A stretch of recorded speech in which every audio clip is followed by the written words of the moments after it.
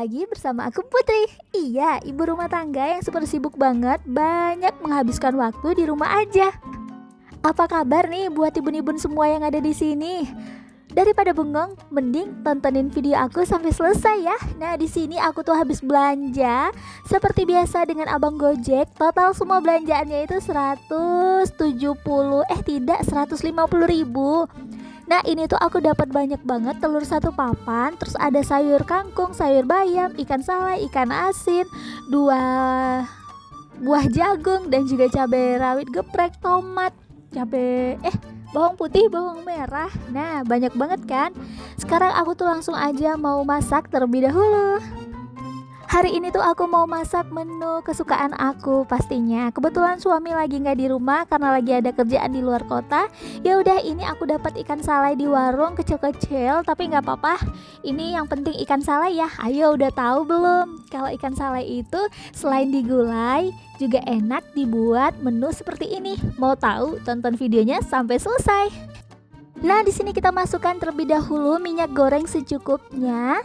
Sekarang aku itu mau apa dulu ya? Saking bingungnya aku karena dapur aku ini tuh benar-benar minimalis sekali. Nah, di sini kita merapikan dulu mejanya supaya lebih kelihatan rapi ya. Nah, ini api kompornya udah menyala. Langsung aja di sini tuh aku mau potong-potong terlebih dahulu kentangnya. Oh iya, ini kentangnya sudah aku cuci sebelumnya ya, dan udah aku tirisin juga. Nah, sekarang kita langsung aja potong kentangnya seperti ini, sesuaikan aja dengan selera. Jangan salah, ini juga sudah aku cuci lagi tuh ya. Nah, udah aku masukin juga ke dalam minyak yang super panas ini. Kita masak kentangnya sampai benar-benar mateng ya. Ya beginilah bun, aku tuh takut banget kena cipratan minyak karena udah pernah ya kan, hampir aja kena mata. Nah, ini tuh aku bener-bener harus hati-hati. Dan jangan lupa ya bun, untuk kentangnya dibalik supaya matangnya itu benar-benar merata ya. Kita tunggu warnanya sampai kuning kecoklatan. Kalau misalnya udah, nanti baru kita tiriskan ya. Nah, di sini tuh aku bener-bener takut banget kena minyak tuh. Akhirnya aku pakai kacamata karena bener-bener bun, aku tuh trauma banget, itu minyak hampir kena mata. Oke, sekarang kita biarin dulu kentangnya. Di sini aku mau ambil dulu ikan salainya. Ya, namanya kalau ikan salai beli lewat online itu ya kita nggak bisa milih kan, karena yang milihin babang Gojeknya. Tapi nggak apa-apa, ini juga udah bagus kok. Ini ikan salainya mau aku patahin, ternyata tidak serapu yang ikan salai pernah aku masak sebelumnya, dan ukurannya jauh lebih besar. Nah, kalau ini tuh bener-bener alot ya bun ya, tuh bisa dilihat. Ini ikan salai patin. Nah, aku pakein gunting aja supaya cepet dan juga rapi ya potongannya. Siapa di sini yang suka banget sama ikan salai? Hayo coba komen di bawah.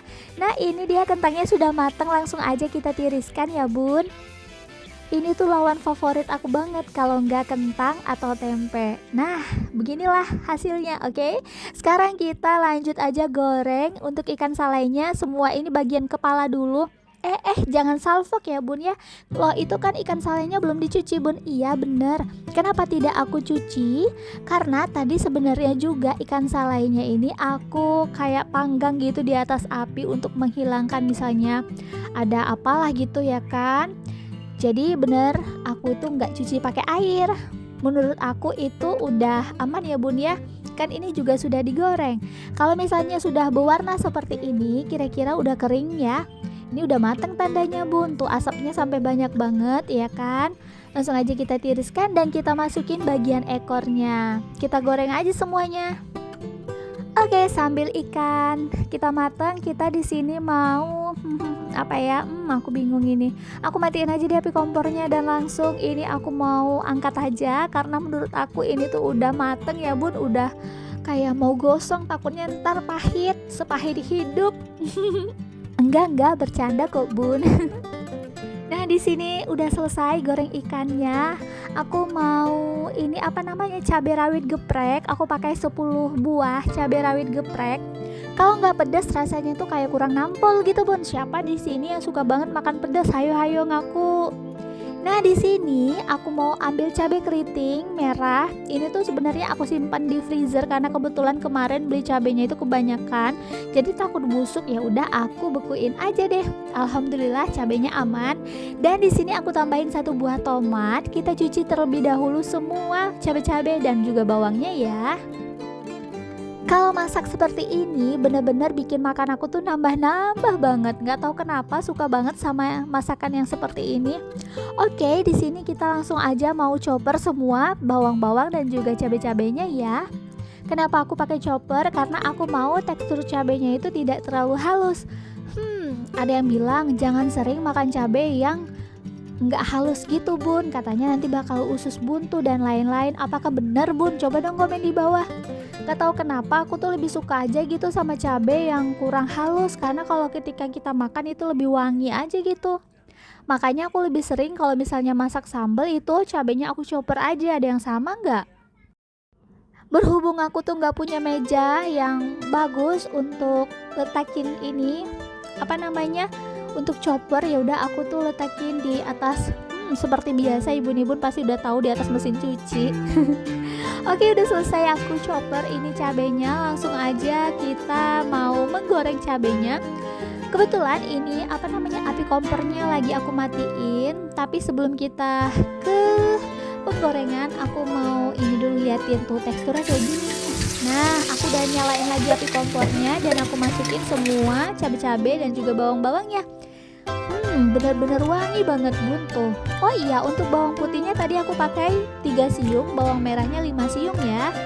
Kita tambahin penyedap. Untuk penyedapnya sesuaikan aja dengan selera, dan juga aku tambahin secukupnya garam beserta gula pasir. Aku tuh juga nggak bisa kalau misalnya masak sambal tidak ada gula pasir. Gak tahu kenapa gula pasir itu kalau bikin sambal makin mantep bun rasanya. Bener deh.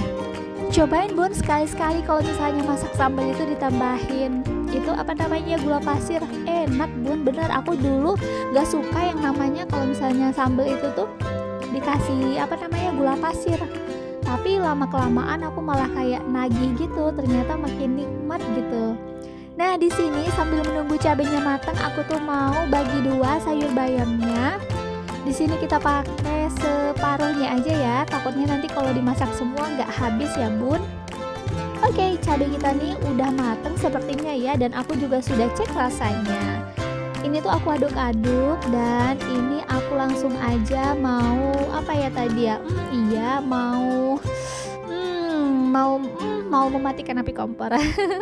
Oke, api kompornya sudah mati, langsung aja kita aduk-aduk dulu supaya panasnya itu sedikit keluar ya bun. Seperti biasa, aku masak selalu ditemani sama bocil aku. Nah, itu dia katanya mau cuci tangan. Oke, Bun, sekarang langsung aja kita siram. Tuh, gimana? Gimana? Tertarik nggak sih cobain masakan aku? Ayo sini kita makan bareng. Makan bareng secara online gitu, Bun. Kapan ya? Ada yang mau nggak ya? Oke, Bun, lanjut. Di sini tuh aku mau masak sayur lagi, tapi jangan salah fokus sama wajan aku kok itu lagi gitu ya kan. Kenapa? Karena aku ini lagi buru-buru bun, dan aku lagi buka bawang merah bawang putih. Nah, langsung aja kita cuci karena aku buru-buru, anak aku udah minta makan. Ya udah, langsung aja aku potong-potong seperti ini, nggak usah pakai talen-talenan. Ini tuh harus hati-hati ya, jangan sampai tangannya terluka. Biar lebih nikmat lagi, aku tambahin juga 1 buah tomat yang kita potong-potong ke dalamnya ya bun. Siapa di sini yang suka banget sama sayur bayam? Sebenarnya tadi tuh juga aku mau tambahin yang namanya jagung, mau pipih-pipihin jagung, tapi kayaknya nggak sempet karena bener-bener anak aku tuh udah ngereok bun. Untuk mencuci sayurnya jangan sampai sekali aja, kalau bisa berkali-kali ya bun, sampai benar-benar bersih dan gak ada pasir tuh. Biasanya kalau misalnya kita cuci sayur itu 2 kali, pasirnya masih suka tinggal loh bun. Bener deh, cobain perhatikan kalau misalnya cuci sayur itu hanya 2 kali. Ini kan kalau menurut aku ya. Nah, ini tuh aku satu persatu aku kayak kibas-kibasi, terus aku cuci dengan air mengalir supaya benar-benar bersih gitu bayamnya. Kalau sudah, langsung aja kita masukin bayamnya ketika airnya sudah mendidih ya. Untuk bayamnya sesuaikan aja dengan selera untuk tingkat kematangannya. Kalau aku tuh mau bayamnya yang sedang-sedang aja, nggak mau yang terlalu lembut. Karena kan kalau airnya masih panas itu juga bayamnya gampang lembut loh. Dan aku tuh sebenarnya juga tadi mau sayurnya itu kayak rebus daun ubi atau pucuk ubi, tahu kan Bun?